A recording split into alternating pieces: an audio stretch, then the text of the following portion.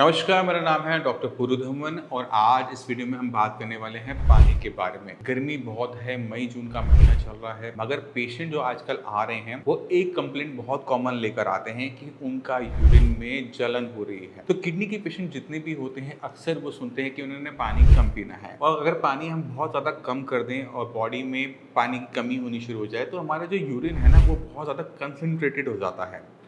जहाँ पर उसको व्हाइट आना चाहिए था वहाँ पर वो बहुत येलो आता है, और जब वो येलो आता है तो वो बर्निंग के साथ आता है, और ऐसे पेशेंट के अंदर क्रिटिनिन लेवल भी हमें बढ़ते हुए देखने को मिलते हैं। तो पानी की मात्रा अपनी बॉडी में सही मात्रा में रखना बहुत जरूरी होता है हर इंसान के लिए, और किडनी फेलियर पेशेंट के इंसान के लिए भी जरूरी होता है। तो पानी कितना पीना है, कैसे पीना है, उसको हम समझने की कोशिश करेंगे। पानी जब आप पीते हैं तो पानी, ये ग्लास जो पानी का है इसमें क्रिएटिनिन नहीं होता, इसमें यूरिया नहीं होता, ये पानी सिर्फ पानी होता है। जब हम इसे पीते हैं तो हमारी बॉडी के अंदर किडनी जो काम कर रही होती है वो क्रिएटिनिन को निकालती है, यूरिया को बॉडी से ब्लड से जो निकाला वो इस पानी में मिक्स करती है और यूरिन को बनाते हुए वो बाहर करती है। ये आसान भाषा में आप इसको समझ सकते हैं। मगर अगर ये पानी के अंदर मैं चीनी घोलना चाहूँ तो मैं कितने चम्मच चीनी इसमें घोल सकता हूँ, आप आइडिया लगाइए। मैं 10 चम्मच, 20 चम्मच। बट अगर मैं चाहूँ कि इसमें मैं पूरा 1 किलो चीनी घोलना चाहूँ, घुल पाएगी? नहीं घुल पाएगी। कुछ टाइम के बाद घुलने के बाद आप देखेंगे कि चीनी जो है वो नीचे इकट्ठी होनी शुरू हो गई। इससे पता लगता है कि पानी की जो चीजों को घोलने की क्षमता है ना वो एक पर्टिकुलर लिमिट तक है, उससे ऊपर अगर कोई भी चीज जाती है तो वो उसमें घुल नहीं पाती है। तो अगर हम पानी कम पीते हैं तो हमारी बॉडी में जो वेस्ट मटेरियल निकालने का, जो घुलने का जो प्रोसीजर है वो कम हो पाता है।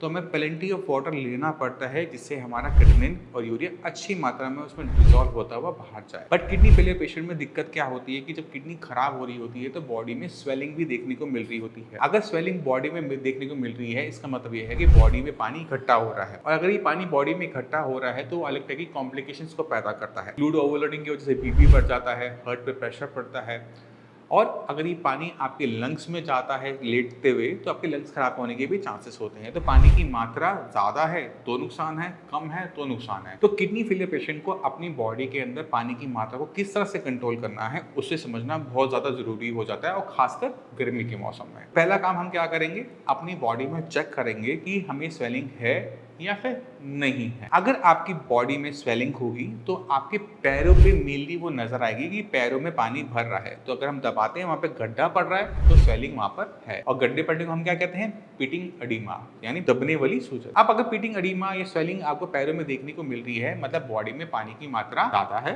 अगर आपकी बॉडी में स्वेलिंग नहीं है मतलब बॉडी में पानी इकट्ठा नहीं हो रहा, जो इतना पानी आप पीते हैं किडनी किसी ना किसी तरीके से उसे बाहर निकाल देती है। ऐसे पेशेंट को अपनी पानी की मात्रा को कम किसी भी कीमत पे नहीं करना चाहिए। आप जितना पानी पिएंगे उतना ही ज्यादा गंदगी आपके यूरिन के रास्ते बाहर जाएगी। अगर आप पानी पीना कम कर चुके हैं तब से जब से आपने पानी पीना कम किया है तब से आपके क्रिएटिनिन लेवल बढ़ रहे होंगे। इसको आप खुद रिलेट कर सकते हैं। अब हमने पानी पीना है तो कैसे पीना है और कितनी मात्रा में पीना है इस पे हम बात कर लेते हैं। तो हमने पानी अपनी बॉडी के हिसाब से पीना होता है। हमारे भगवान ने हमारी बॉडी में बहुत सारे सेंसर लगा रखे हैं जो पानी की कमी होते ही हमें बता देते हैं कि आपको पानी पीने की जरूरत है। जैसे हमारा गला सूख रहा है मतलब पानी की कमी है, होंठ सूख रहे हैं, फट रहे हैं, पानी की कमी है, गला तो मुंह अगर सूख रहा है तो पानी की कमी है। तो हमें इसे पूरा करना है, बट कैसे करना है वो इंपॉर्टेंट होता है। अगर मैं ये 4 ग्लास पानी एक साथ पी जाऊंगा, अगर मैं किडनी फेलियर का पेशेंट हूँ तो ये 4 ग्लास में एक साथ प्रोसेस नहीं कर पाऊंगा, और रिजल्ट क्या होगा, पानी मेरे शरीर में इकट्ठा होना शुरू हो जाएगा। बट वहीं पर अगर मैं इसको आधा ग्लास कर देता हूँ, यानी 100 ml पानी लेता हूँ, मैंने पिया, मैं रुका कितनी देर, 5-10 मिनट, फिर मैंने आधा कप पी लिया, तो थोड़ा थोड़ा पानी पीने से बॉडी में पानी भी पूरा गया और वो प्रोसेस होके यूरिन में कन्वर्ट होते हुए आपकी पेशाब की थैली में आता रहेगा, जिसे आप बार बार जाकर आप निकालते रहेंगे। इससे क्या होगा कि क्रिएटिनिन लेवल बढ़ने के चांसेस भी कम हो जाते हैं, आपकी बॉडी में पानी की कमी भी नहीं हो पाती, जिससे एक किडनी फेलियर पेशेंट के लिए बेटर रहता है। अब चलते हैं उन पेशेंट के ऊपर जिनको स्वेलिंग देखने को मिल रही है, वो क्या करेंगे। क्योंकि आपकी बॉडी में पानी की मात्रा पहले से ही ज़्यादा है, आपको पानी कम पीना होता है। आपने आधा कप पानी नहीं पीना, आपने सिप सिप करके पानी पीना है कि आपका गला जो आपको सूख रहा है, होंठ सूख रहे हैं, बस वो गीले हो जाए। आप पानी अगर पेट में जाएगा, हमारे ब्लड में जाएगा तो वो और स्वेलिंग को एक्सपेंड करेगा। अब जो पानी हमारी बॉडी में इकट्ठा है उसे निकालने की भी ज़रूरत है। तो पहला काम हम क्या करते हैं, पहला काम हम करते हैं कि खाने में जो नमक की मात्रा है उसे हम कम कर देते हैं। क्योंकि जहाँ पर नमक होता है वहाँ पर वो पानी को खींचता है और पानी को इकट्ठा रखता है। तो नमक कम करने से स्वेलिंग कम होती है, नंबर 1 चीज़। दूसरी चीज़, पानी बॉडी में ज़्यादा है और पानी को निकालने के कई सारे तरीके हमारी बॉडी में हैं। पहला है स्टूल, दूसरा है यूरिन, तीसरा है पसीना। अब यूरिन के रास्ते जितना निकल रहा है उसको बढ़ाने के लिए हम डाययूरेटिक मेडिसिन का यूज़ कर सकते हैं। तो बहुत सारी डाययूरेटिक मेडिसिन होती हैं, लेसिक्स ले सकते हैं, डाइटो ले सकते हैं, डिपेंडिंग अपॉन कि स्वेलिंग की कितनी मात्रा में है। तो उसका अगर डॉक्टर आपको लिख के देता है तो उसको आप यूज़ कीजिए, जिससे आपकी बॉडी में पानी की मात्रा आराम से कंट्रोल हो। दूसरा तरीका है वो है स्टूल। स्टूल जब हम पास करते हैं तो पानी निकलता है, कम मान निकलता है बट निकलता है। तो स्टूल के रास्ते किडनी फेलियर पेशेंट को पानी नहीं निकालना चाहिए। किसी आपने 10 लगा ली कि पानी निकल जाएगा, ऐसा कभी भी मत कीजिएगा। उसमें प्रॉब्लम क्या होती है कि बॉडी में वीकनेस बहुत ज़्यादा जनरेट होती है और ये कभी रिकवर नहीं हो पाती। तो आपने स्टूल के रास्ते नहीं निकालना।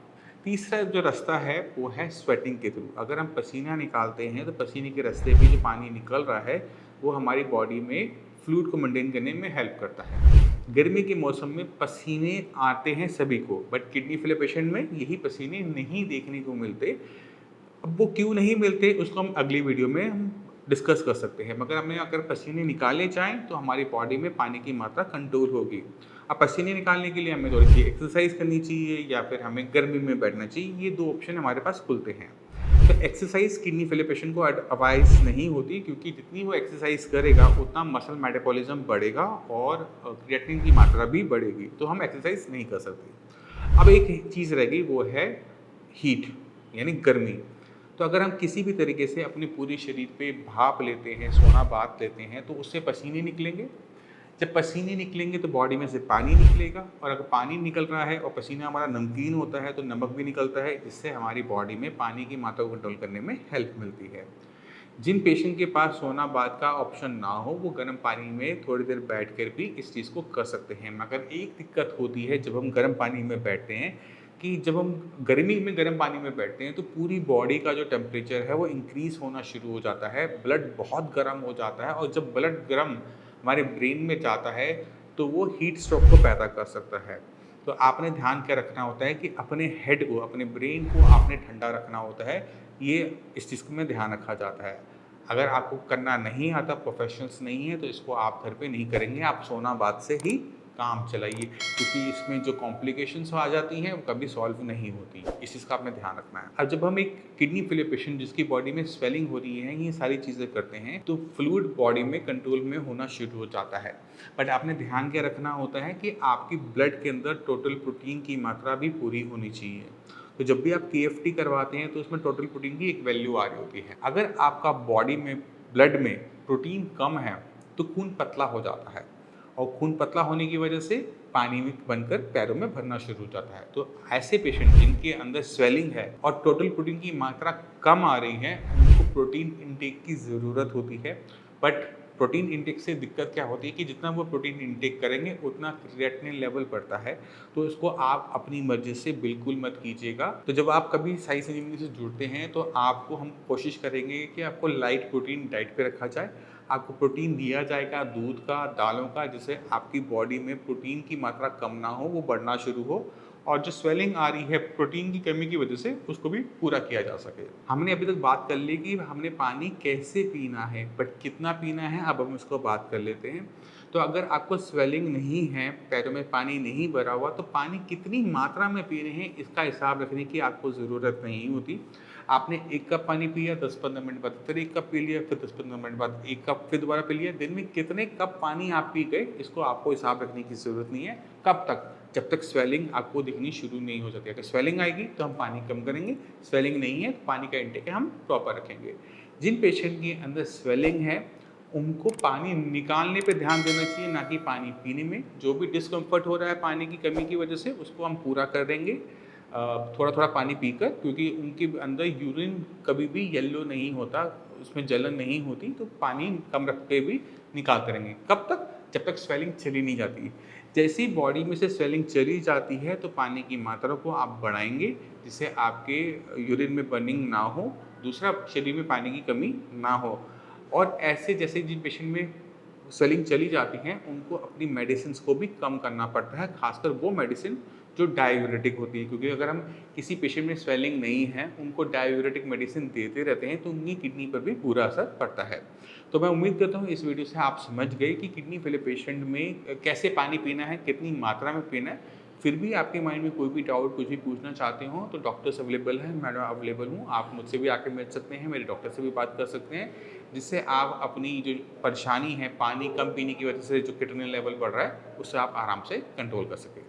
इसी के साथ आप सभी से मैं चलने की आज्ञा चाहूँगा। मिलते हैं अगली वीडियो में, तब तक के लिए नमस्कार।